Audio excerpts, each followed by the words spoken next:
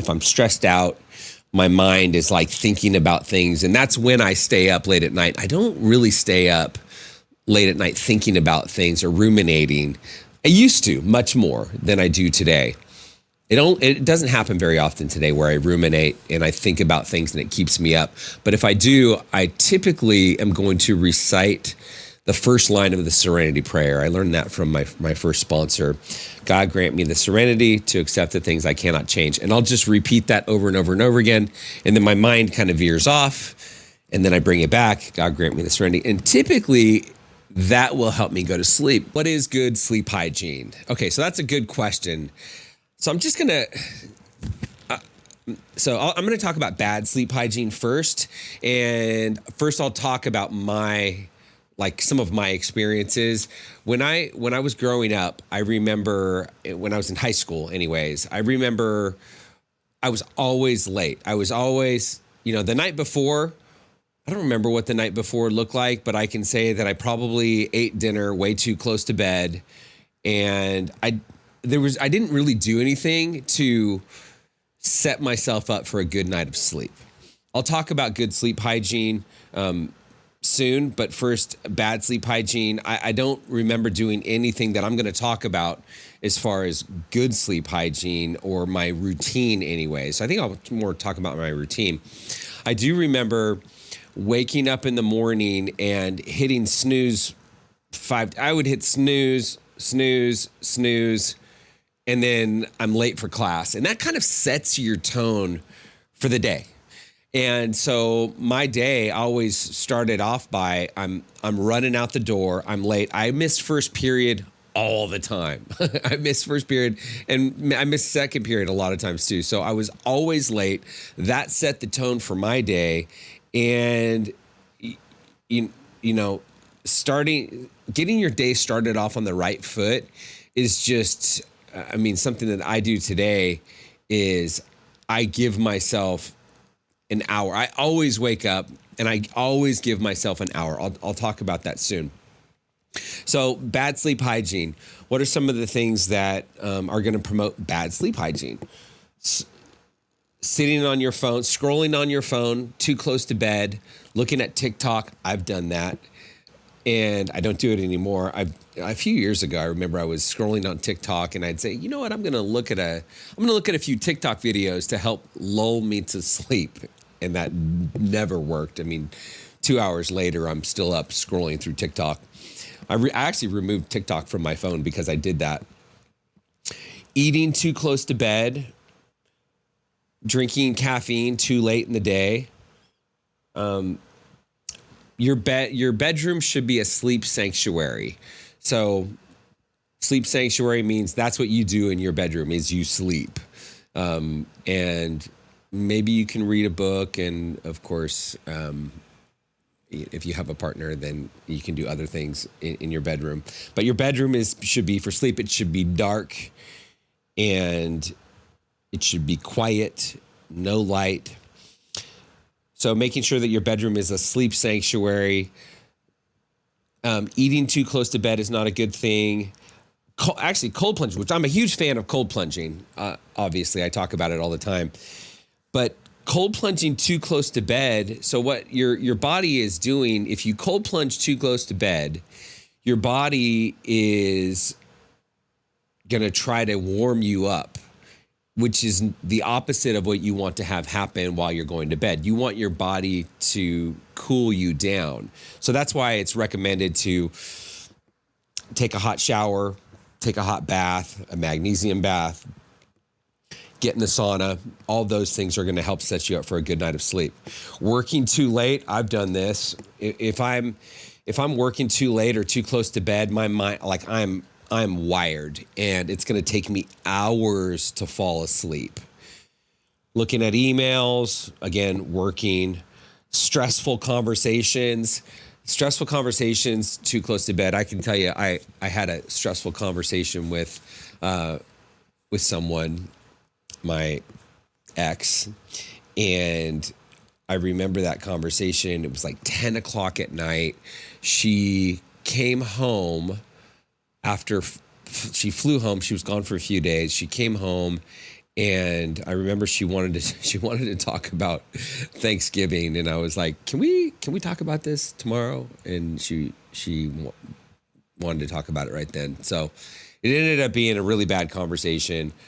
I did not sleep well, and that's just an example I can think of. So those are all of the things that lead to bad sleep hygiene, I guess is what it's called. So good sleep hygiene. So let me talk about good sleep hygiene. So for me, my routine, I always turn the lights down, or I dim the lights, or I use lights that are red. I use salt lamps in my home. So I don't like bright lights late at night. As I'm getting myself ready for bed, I'm turning the lights down, and I'm not talking on the phone. Sometimes I watch TV. I'm not going to watch something that's stressful. One of those stressful shows like Severance, or some of the other shows that are really like get you on the edge of your seat. Although those shows are fun to watch, sometimes they're not really great for getting you ready for bed. I'm going to try to eat at least a couple hours before I go to bed. And I remember I used to think that I needed to eat. I needed to eat carbs specifically to help me go to sleep. And that really doesn't help you go to sleep. I don't know if it was something that was just in my mind, but I used to think that I needed to eat and it would help me sleep. But eating before going to bed is not a good thing. And I've learned to embrace being hungry. So going to bed on an empty stomach, because if your stomach's not empty, then your body is actually digesting your food. So, going to bed on an empty stomach, getting in the sauna prior to bed. And sometimes if I'm going to do a cold plunge at the end of the day, I'm typically not going to do a long cold plunge. I'm going to do a shorter cold plunge, maybe like 2 minutes max. I mean, if my body is really sore and I need a cold plunge, even if I do 2 or 3 minutes, I'm going to try to finish on hot. So I'll try to finish in the hot tub, or I'll take a hot shower, or I'll take a magnesium bath. That's always good. A magnesium supplement before you go to bed is gonna help you sleep. Sauna, steam, hot bath, hot tub, those things are all good to help you get prepped for bed. And then my bedroom is a sleep sanctuary. So that's what I do in my bedroom. I sleep. The other thing I do is I got this from Barry Goldstein. Barry Goldstein does the music for Joe Dispenza. And what I learned from him was that listening to music, you can type in Spotify, sleep 60 beats per minute. So listening to music at 60 beats per minute kind of brings your body down to the frequency that it needs to be while you sleep. So I'll turn that on and with a sleep timer at a pretty low level, for about 30 minutes prior to going to bed, or I'll even listen to it before I get in bed. So that helps me get to a good night of sleep.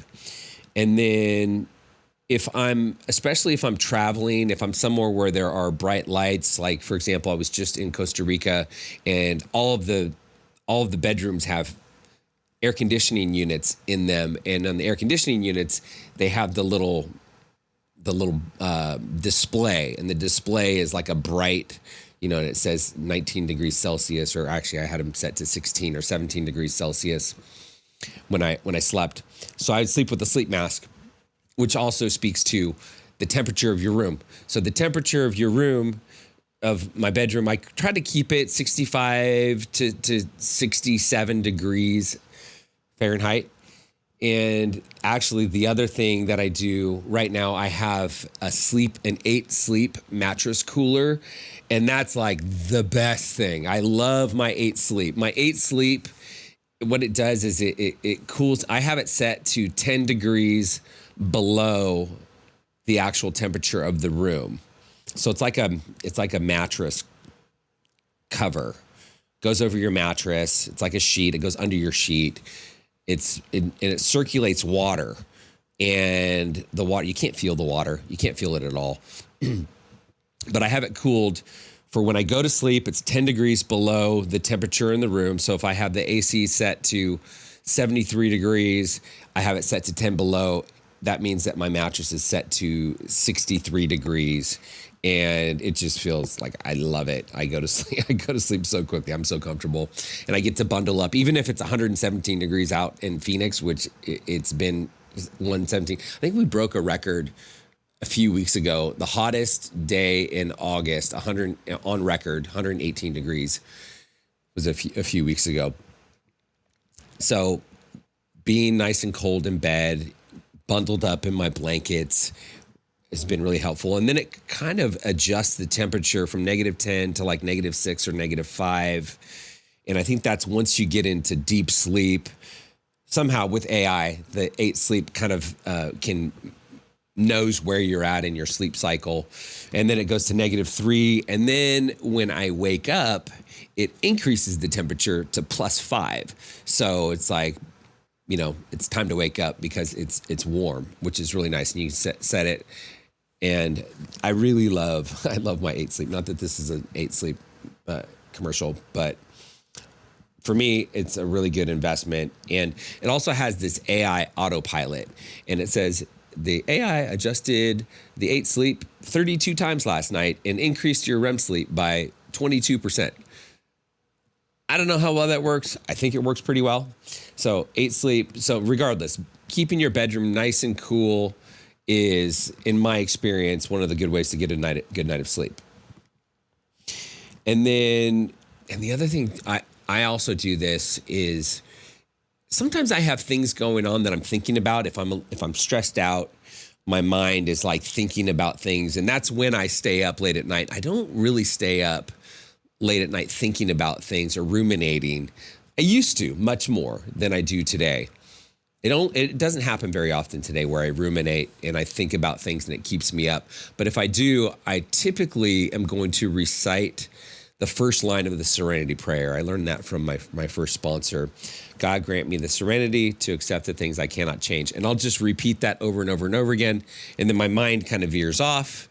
And then I bring it back. God grant me the serenity. And typically that will help me go to sleep, because when I'm thinking about things and imagining and figuring out what I'm going to do, if I'm trying to figure things out, I'm not going to be able to sleep.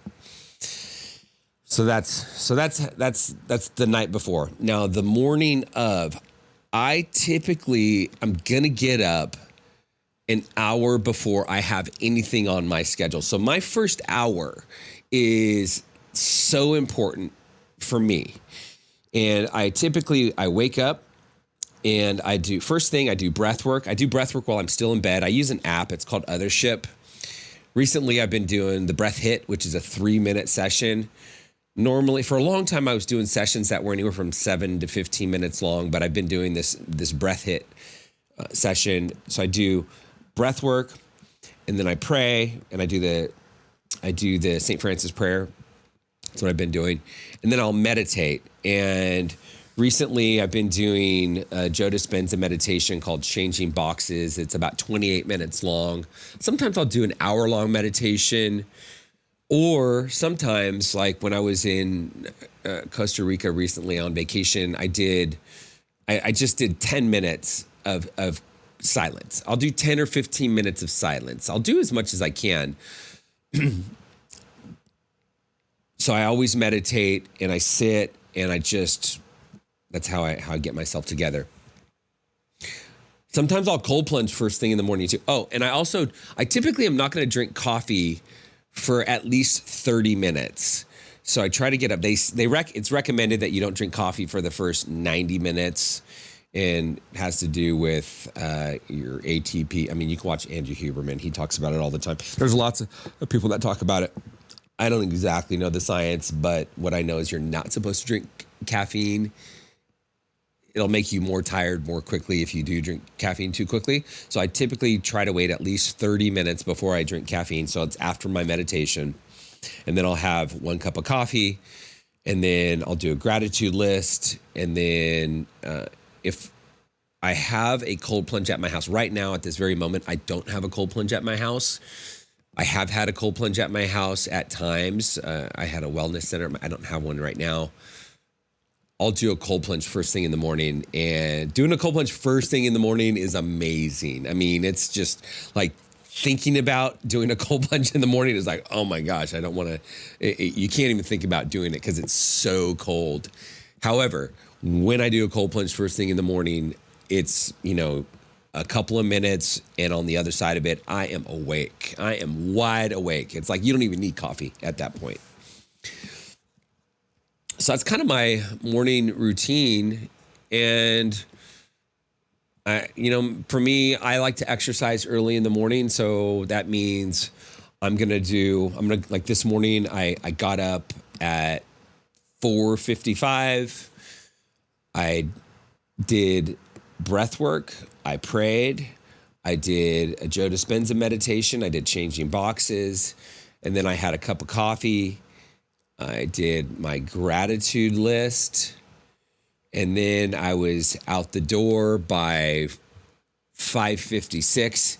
And I met up with some friends, went for a bike ride. And then I came home. And then I took Wayne and Betty, my two Aussie doodles, they're so adorable. I took them to the dog park. So the first couple of hours, probably first 3 hours of my day it's time for me. It's me time. And that me time is so sacred for me. And sometimes in the morning, I'll also listen to an audiobook, something educational, something inspirational. And I love my morning routine. So my nighttime routine, prepping for bed, and then sleep sanctuary, and then morning routine, taking time to myself, doing a gratitude list, exercising, getting my body moving, spending time with Wayne and Betty. Those are the things that I love to do, and that really sets my day up to be awesome. And then I'm off to the races. Because once I start going, once I start working, once I start looking at emails, once I start doing all of those things, I'm like, I am nonstop all day long. And I know there's a lot of people that are just like that. And if I get started and that's how I start my day, like it's not good. I don't like starting my day. I have started, and occasionally I'll start my day that way. Not very often, like less than 5 times a year will I, probably even less than that. I mean, even if I'm getting started, I mean, I'll still give myself at least 40 minutes. Like the day I flew back a couple days ago, I flew back here and I gave myself 40 minutes in the morning, and it was okay. I got up and I just did I didn't do breath work. I prayed. I did a 10-minute meditation. I didn't drink coffee because we didn't have coffee, and I didn't drink coffee till we got to the airport. So that was kind of how that worked. So that's my 2 cents on sleep hygiene.